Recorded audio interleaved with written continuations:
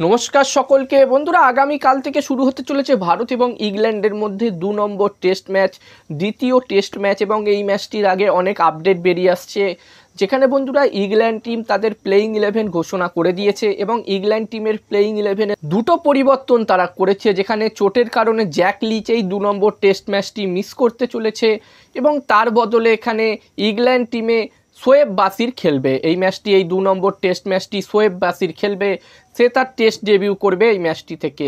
অন্যদিকে মার্ক উডকেও এই ম্যাচটির জন্য রেস্ট দেওয়া হয়েছে এবং তার জায়গায় এই 2 নম্বর টেস্ট ম্যাচটিতে জিমি অ্যান্ডারসনকে দলে নেওয়া হয়েছে। এছাড়াও ভারতীয় টিম থেকেও অনেকগুলো আপডেট বেরিয়ে আসছে, বিশেষ করে এখানে রবীন্দ্র জাদেজাকে নিয়ে একটি খুবই বড় আপডেট বেরিয়ে আসছে। বন্ধুরা, এখানে জানা যাচ্ছে যে রবীন্দ্র জাদেজা 3 নম্বর টেস্ট ম্যাচটিও মিস করতে চলেছে। তার ইঞ্জুরি থেকে রিকভার হতে অনেকটা টাইম লাগবে এবং সে 2 নম্বর টেস্ট ম্যাচটির পাশাপাশি 3 নম্বর ম্যাচটি থেকেও রুলেট আউট হয়ে গেছে। এছাড়াও বন্ধুরা কেএল রাহুলকে নিয়েও একটি আপডেট বেরিয়ে আসছে, যেখানে বন্ধুরা জানা যাচ্ছে যে কেএল রাহুল 3 নম্বর ম্যাচটির আগে টেস্ট ম্যাচটির আগে পুরোপুরিভাবে ফিট হয়ে যাবে এবং সে এনসিএ যাচ্ছে এবং এনসিএ থেকে সে 3 নম্বর ম্যাচটির আগে ভারতীয় টিমে যোগও দিয়ে দেবে।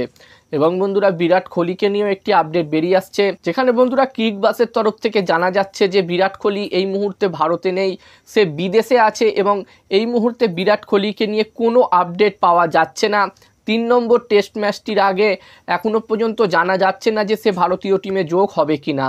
এবং বন্ধুরা মোহাম্মদ শামিকে নিয়েও একটি আপডেট বেরিয়ে আসছে, যখন বন্ধুরা ভারতীয় টিম ঘোষণা করা হয়েছিল ইংল্যান্ডের বিরুদ্ধে প্রথম দুটো টেস্ট ম্যাচের জন্য ভারতীয় টিম ঘোষণা যখন করা হয়েছিল, তখন বন্ধুরা জানানো হয়েছিল যে মোহাম্মদ শামি 3 নম্বর টেস্ট ম্যাচ থেকে সে অ্যাভেলেবেল থাকতে পারে বাকি 3টে ম্যাচের জন্যে।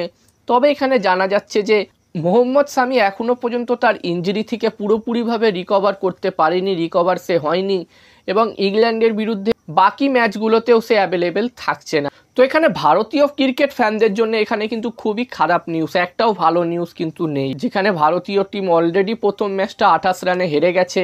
এবার দেখার বিষয় থাকবে যে এই নতুন টিম নিয়ে ভারত বাকি 4টে ম্যাচে কীরকম পারফরমেন্স করে।